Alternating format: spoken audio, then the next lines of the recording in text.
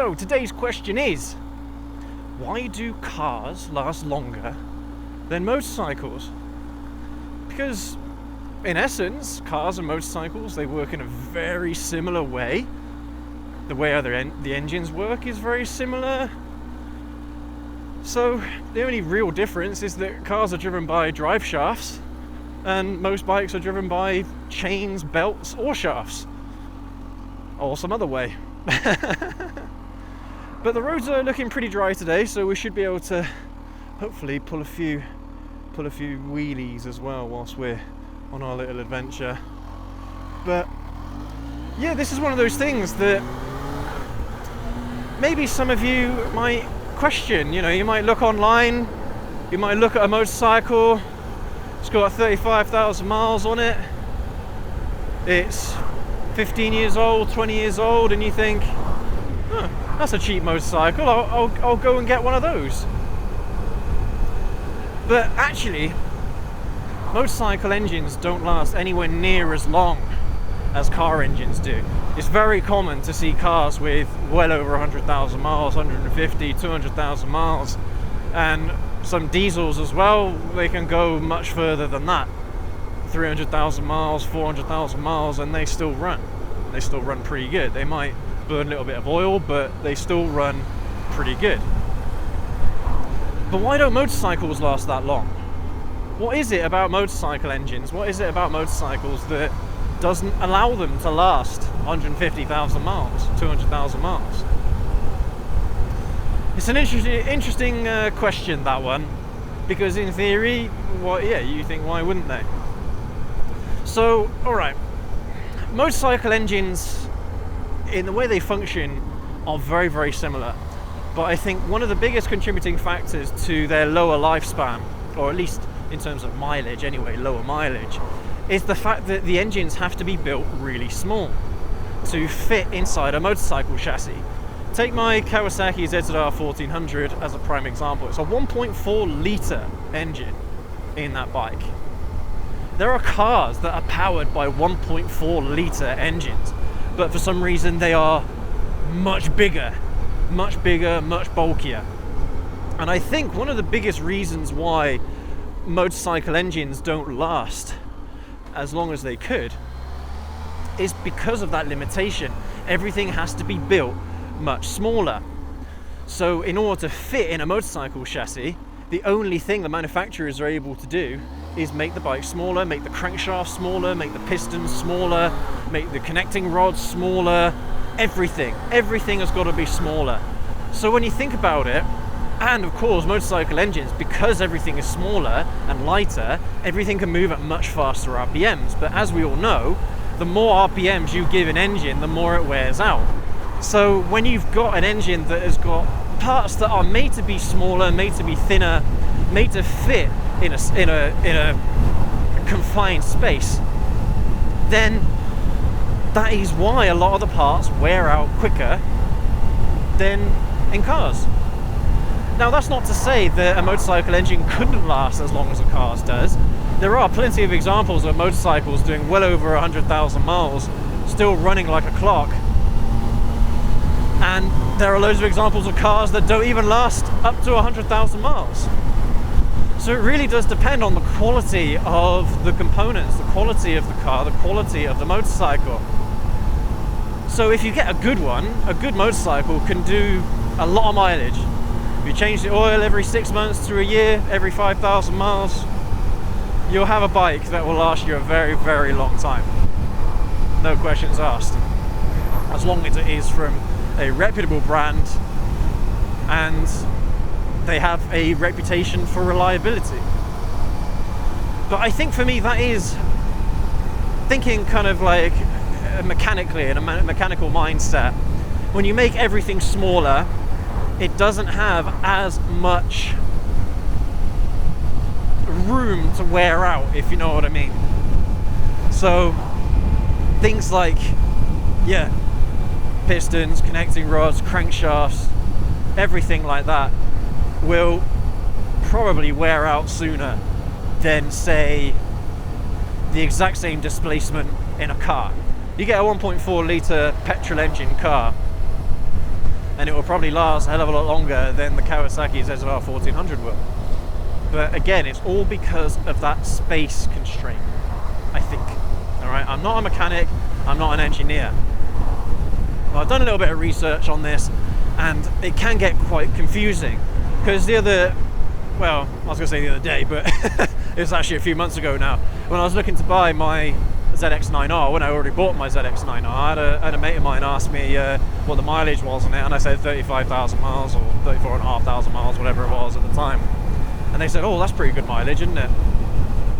And actually, 35 to 40,000 miles is, for an average motorcycle, a fair amount of mileage. I mean, when I was looking to buy the 1000 Thunder Race from Yamaha, that had 45,000 miles on it, not a lot more than ZX9R had, and that thing was running bad. It was on its last legs. I don't think it would have even lasted the trip home after I bought it. So that's why I walked away from that one and I bought the ZX9. But yeah, it's really difficult, because motorcycles can be reliable. Just because I'm saying that an average lifespan of a motorcycle is maybe up to 50,000 miles, maybe up to 30 years old before it's probably going to conk out on you at some point. There are loads of examples out there of motorcycles that do go a lot longer than that, but it still stands to reason, right? You kind of not look after a car, and it will probably still last you longer than if you didn't look after a motorcycle. If you didn't look after a motorcycle, didn't change the oil, didn't keep it clean, then it's probably gonna lower the lifespan of that motorcycle significantly, by an awful lot.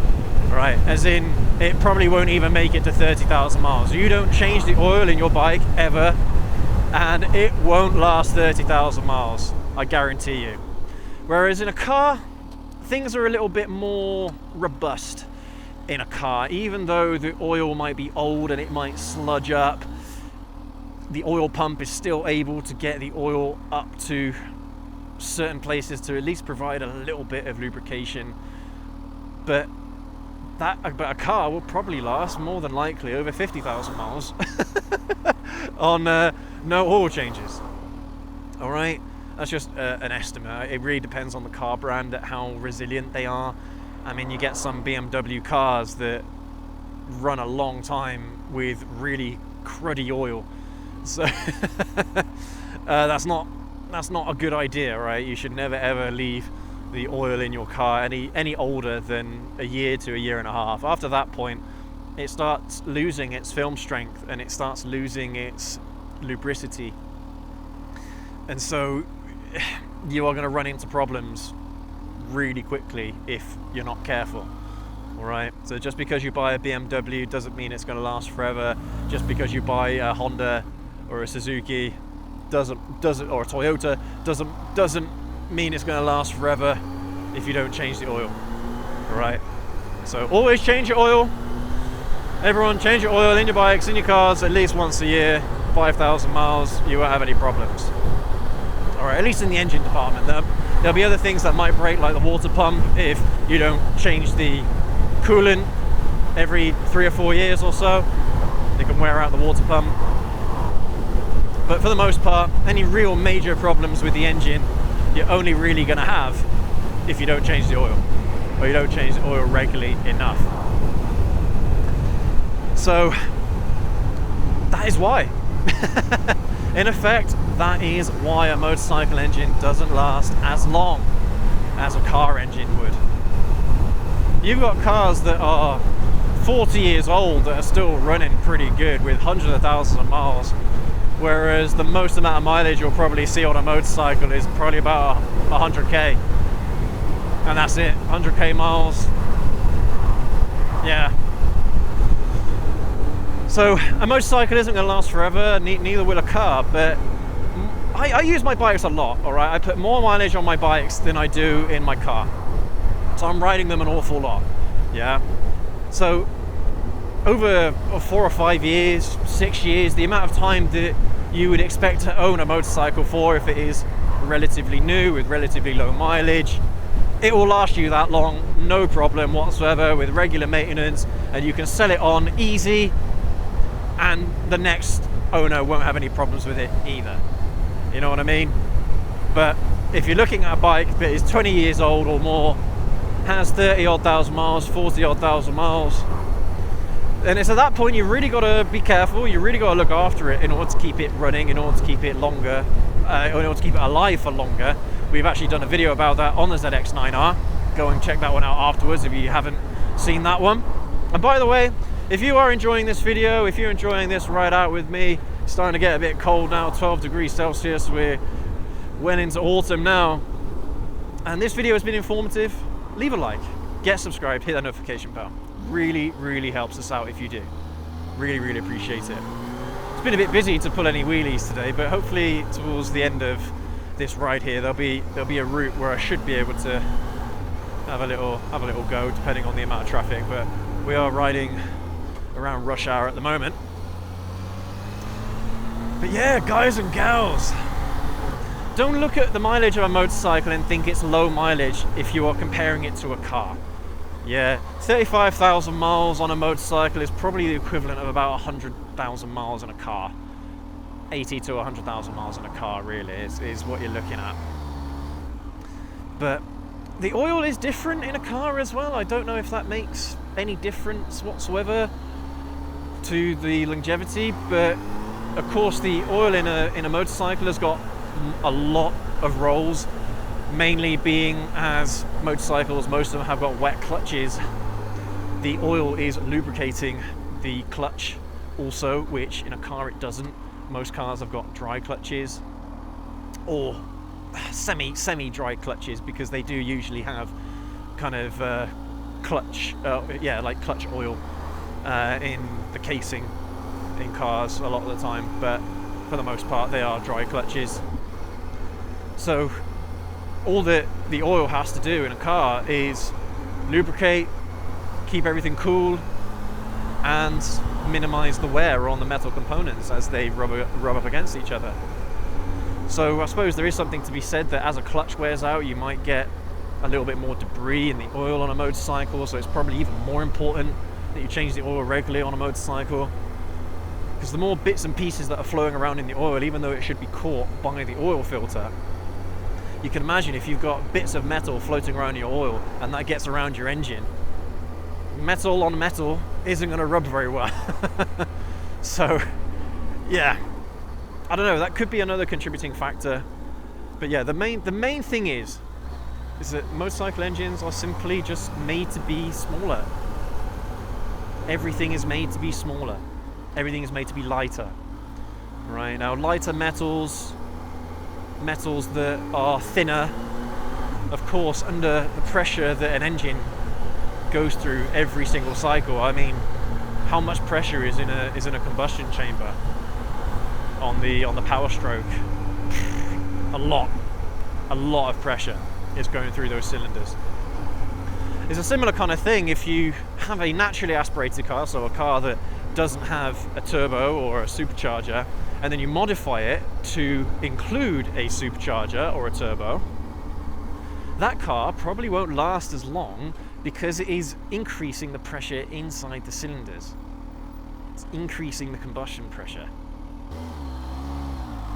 So naturally, the engine is going to wear out more. The more pressure you put in the cylinders, the more the engine is going to wear out.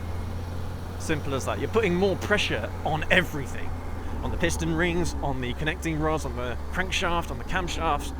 You're putting loads more pressure on those components with a boosted engine than you would do with a naturally aspirated one.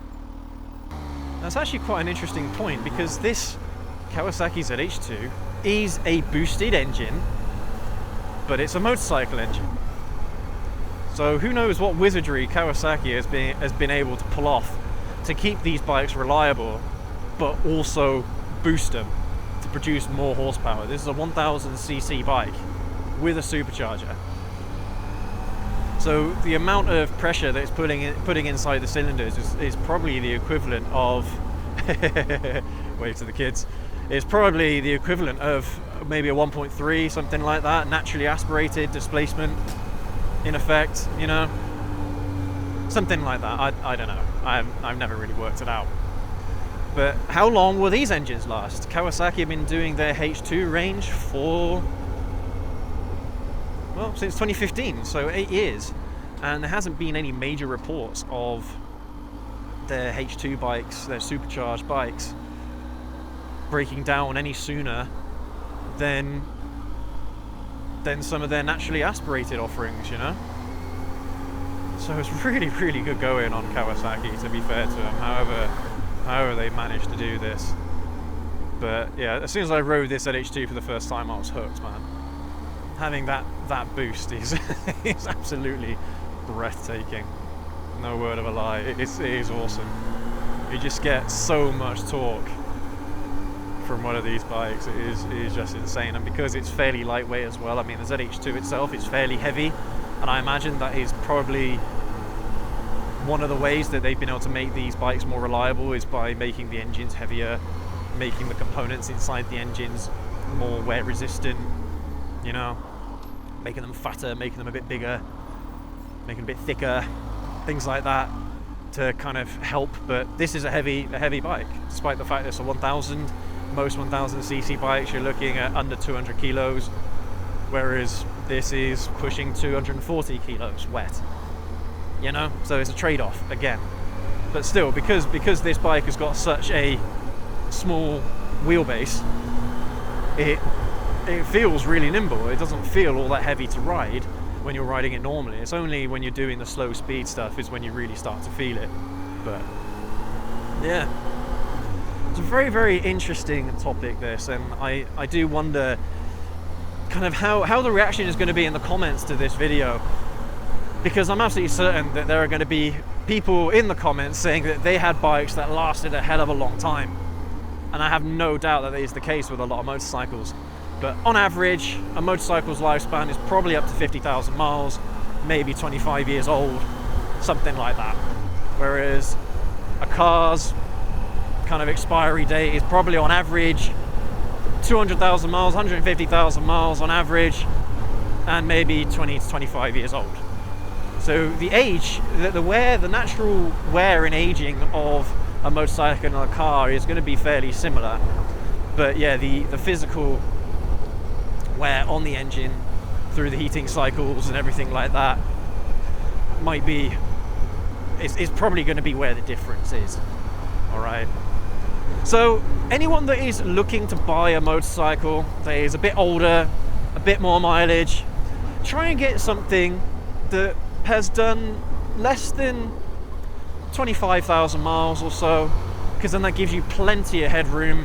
You know then that at that point the engine hasn't worn out enough, that if it has been neglected a little bit, hasn't had the oil changes done as regularly as it should have, things like that, then it gives you a little bit of room to maneuver, and you can probably service it and you won't have any problems with the bike for 3 or 4 years, depending on how long you decide to ride the bike for. There are loads and loads of bikes out there with a lot less mileage than that are going for really cheap. I remember when I bought my ER6 back in the day. It's a parallel twin 650 from Kawasaki. It's now the Ninja 650, I think. I think it's the exact same engine design and everything, exact same displacement, exact same power numbers and everything else. Pretty much the exact same bike these days. I was able to get that for, I think it was 2,750 quid, and it was only 4 years old, and it had like 2,200 miles on it.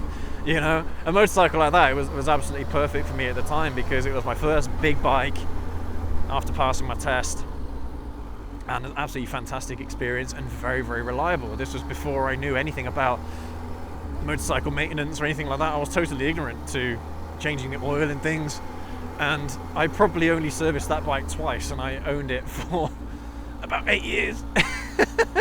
Something like that. So yeah, not good. Twice, maybe three times at a motorcycle garage probably is when I got it serviced. But the bike was absolutely fine, and when I sold it, it had 16,000 miles or so. Yeah, plenty of life left in that ER6 from 2008. Let me know what you think down in the comment section. As always, tell me your experiences with high mileage bikes. Honestly, you'll find a motorcycle that has over 100,000 miles, but it's not very old. You'll actually find that it's the combination of engine wear and age that kills a motorcycle rather than one or the other. So it's if you have a newer bike that has got a load of mileage on it, that is not such a red flag for me. That should be absolutely fine. So it's only if it's old and it's got loads of mileage on it, or even if it's old and it's got low mileage, that's probably a neglected motorcycle. You've got no idea when the last time that oil change was done. And the more mileage that a motorcycle has, the more tried and tested it is. You know, that engine is worn in, it runs really good. So it probably still has a lot of life left in it, depending on how you intend to ride it and how long you intend to have it for.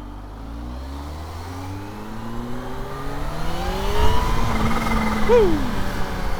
See that torque from that supercharger, man. Once it kicks in, oh, it's sick. Anyway, everybody, I hope this video has been informative for you, and I hope that you've learned something from this. Again, I'm going to reiterate, I'm not an engineer, I'm not a mechanic, but just thinking logically about how motorcycles are designed compared to how cars are designed. When you start thinking about it, it does start to make sense why motorcycles don't necessarily last as long as cars. Again, that's not the same for every motorcycle and every car. You'll find that a lot of big Tourers, Honda Goldwing, the BMW equivalent, I can never remember what that one's called, they will last quite a lot longer because they have engines that are built for a lot of miles and a lot of time. You'll find more Honda Goldwings from the 1980s and 1990s that are still in perfect running order than you will, say, sport bikes, things like that, because the engines don't rev anywhere near as high. They don't have a lot of power, they don't produce a lot of power for their displacement, and they are heavy bikes. The engines are heavy, the frames are heavy, they are physically bigger, you know, so it starts to make sense when you start thinking about it. Let's see if I can just pull a wheelie quickly. Here we go. Baby wheelie. I always find it a little bit unnerving going downhill doing wheelies. I never seem to get it quite right. There's no one behind me, so let's see if I can do another one. But yeah, as I said, hopefully we'll be able to do some wheelies today, and I've turned off traction control deliberately to try and pull some wheelies on this bike. I mean, this is the first time I've actually ridden this motorcycle with the new frame sliders. And I have to say, they haven't caused any problems. They are as if they're not even there. So that's pretty neat. Didn't have enough room in second gear. Let's go over this bridge.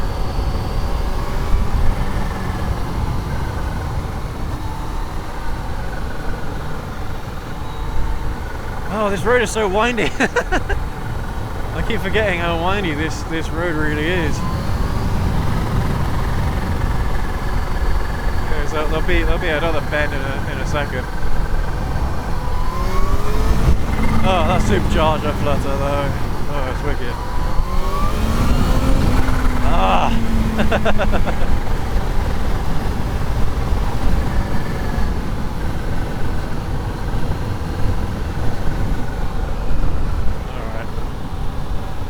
Let's try one more time. We've got a bit of a straight here, so let's go for it. I came off the throttle. Oh, one more time. Woo! This bike is jumpy in first gear. Yeah, it can be difficult to control if you're not careful. That's why it just dumps down. Yeah, at first I've got to try learning how to do some power wheelies on this properly in second gear. Have a little bit more control over the bike.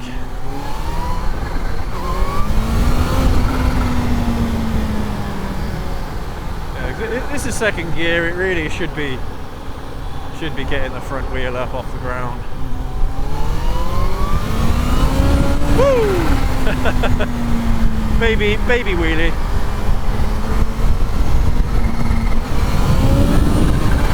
Yeah. Yeah, the little ducky's having some fun. Anyway, everyone, that is how you wear out a motorcycle quicker, by high RPMs all the time. Especially on one that is boosted. But anyway, yeah, we're getting into autumn now. The temperature's dropped by about 10 degrees this week, and we're kind of middle of the way through October. Just last week the weather was in the 20s, 20 degrees Celsius, so it's a little bit annoying, but you know, that's kind of how it goes this time of year. So hopefully it's not going to affect the riding too much. I was able to get quite a lot of footage during the autumn and winter months last year, so I'm hoping to be able to do the same thing this year, but we'll have to wait and see. How it goes. But anyway, thank you ever so much, everyone, for watching all the way to the end of this video. As I mentioned earlier, leave a like, get subscribed if this video has helped you out. If any of our videos help you and you learn something from them, because that's what we're all about here. We're all about encouraging new riders. We're all about teaching new riders good habits, good riding habits, how to stay safe, and how to enjoy your bikes to the max, to the fullest. So thank you ever so much for watching. Leave that like, hit that subscribe button, hit that notification bell so you don't miss any of our future content uploads on the wicked Kawasaki ZH2. And we will catch you all in the next video. Have a good one. I was going to let that biker out, but traffic was coming. Yeah, thanks again. Take care. Ride safe.